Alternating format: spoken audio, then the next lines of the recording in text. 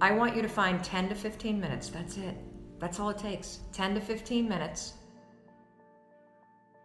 I want to teach you how you use some simple things to push through the excuses that are always going to be there and the fear that's always going to be there so that you can do what you need to do every day in order to inch yourself closer to whatever that big goal is.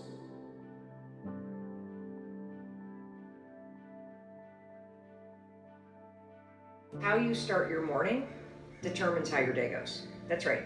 How your morning starts determines how your day goes. There's so much research about productivity and happiness, and so many of you are focused on, what do I need to do? What do I need to do? How do I get more stuff done? And you get busier and busier and busier. And I want you to understand something.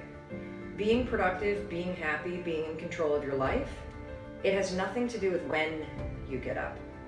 It has everything to do with how you get up. And so a routine refresh is something that you have to do. You have to do it because you must have a morning routine. If you don't have a morning routine, your entire day will get hijacked. If you don't have a morning routine, you're going to wake up behind, you're going to wake up stressed out, you're going to wake up and make a major mistake, which is you're going to let the world come into your brain and set your priorities before you even put yourself first. And so a routine refresh is critical. Refresh your routine. Why is this important? Because there is so much science that talks about the power of your morning routine. And there's also so much noise out there about the morning routine. But all of the articles out there tend to be written by guys that have 2.5 hours before work starts to somehow drink mushroom tea and meditate and go to yoga and exercise and drink bulletproof coffee and sit in an infrared sauna. And I don't know what planet these people live on, but they clearly don't have children or a job they need to get to at 8 o'clock in the morning. I'm being realistic. I'm being realistic about the fact that you need a morning routine, but you need one that works for you. You see, I had a morning routine that used to take me 30 to 40 minutes last year when I had more time. I've had a morning routine that took an hour when I had time and the ability to go for a jog in the morning. I'd incorporate that in the morning routine. My morning routine, 10 minutes long. That's it. It's 10 minutes long because that's what works for me in this season of my life. And so I am inviting you to do a routine refresh, where I'm going to walk you through the science of a morning routine. I'm going to take you step by step in this guide through how you should be thinking about the components of what you want to do every morning in your morning routine. And I am also begging you to customize it so that it works for you. Because the truth is, if it doesn't work for where you are in your life right now, you're not going to do it. And the most effective morning routine is the one that you actually do every morning. I've got a question from Diego, and this is going to relate back to your morning routine. From Diego: I have a dream of opening my own restaurant, but I'm terrified to start. How many of you have ever thought about opening up a restaurant or starting a small business or having some kind of side hustle? It doesn't have to be a restaurant. The American dream used to be, I really dream of owning my own home. Do you know what the American dream is now for the majority of people? It's, I want to own my own business. And so whether you're interested in launching a restaurant or you would love to have a business of any size, shape, or form in any vertical that you can think of, this is a question that you need to pay attention to, okay? Because I know this is also impacting you. I'm terrified to start. I know I have the potential to be really successful, but I just can't get myself to actually do something about it. You know, sometimes when the dream is so big, the fact that it's so big becomes paralyzing, because you think about where you are right now and you think, holy cow, that thing that I really want? I don't even, how do you even start when the dream is so big? So here's what we're going to do today. We're going to shrink it down. I don't want you to think about opening a restaurant. I don't want you to think about launching that business, because that's something that will happen a year from now. What I want you to think about is I want you to shrink your thinking. I want you to think about researching a restaurant. I want you to think about preparing to launch a restaurant. I want you to think about learning about launching a restaurant. Do you see how just saying, I want to learn about launching a restaurant changes how you feel versus I'm launching a restaurant, which feels so big. You're just in a phase where you're learning and researching this idea, which all of a sudden takes all the pressure off, doesn't it? So that's number one. Let's shrink it. Let's not talk about launching it. Let's not talk about building it. Let's talk about researching and learning about it, okay? So that takes the pressure off. Then the next thing that I want you to do is I want you to focus on something that I talk about all the time. If you're researching and learning about launching a restaurant or a business, all I want you to do, I want you to find 10 to 15 minutes. That's it.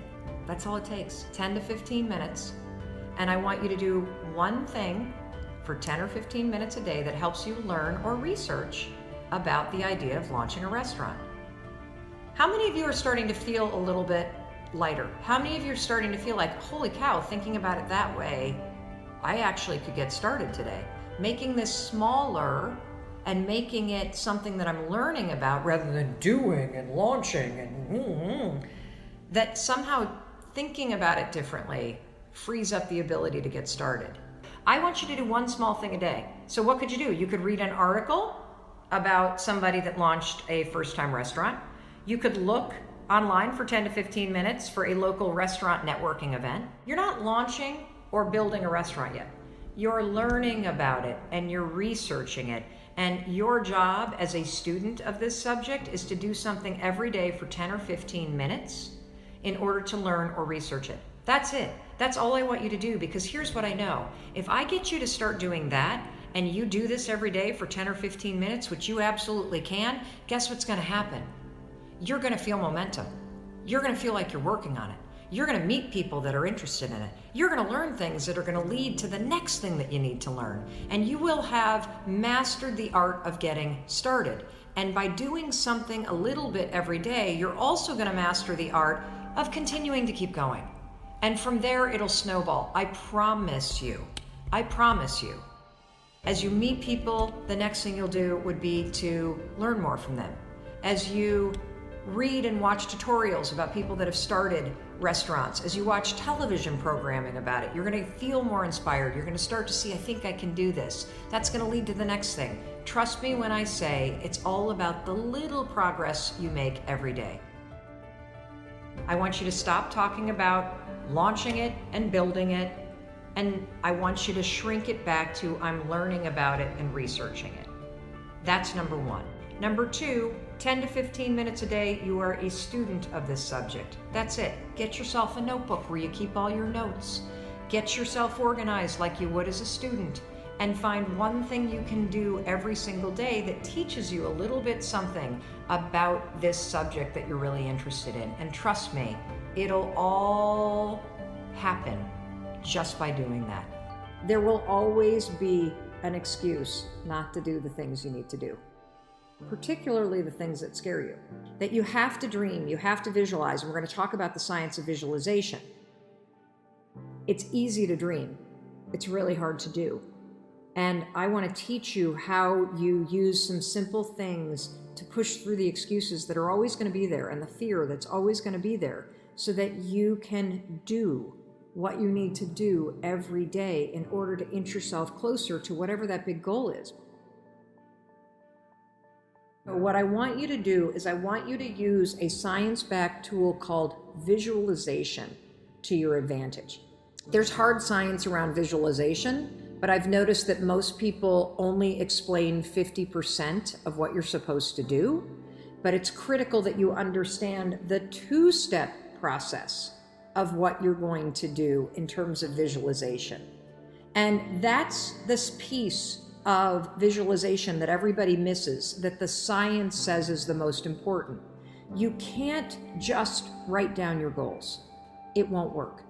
You can't just put up a board with photos on it. It won't work. You have to do the second part, which is you have to imagine yourself taking the steps to get there, not the end goal. This is powerful research out of UCLA. This is what will make visualization work. Not just the pretty end game, but visualize the steps that you're taking to get there. And then here's the kicker. Are you ready for the most important research? You've got to allow yourself to feel the emotions associated with it. You've got to make your visual board. It's a really powerful thing to do for sure. But then I want you to visualize yourself every day doing the steps leading up to it. This is research from UCLA. And I want you to allow yourself to feel the emotions. Feel the emotions that you will feel as you're doing those things. Feel pride. Feel excited.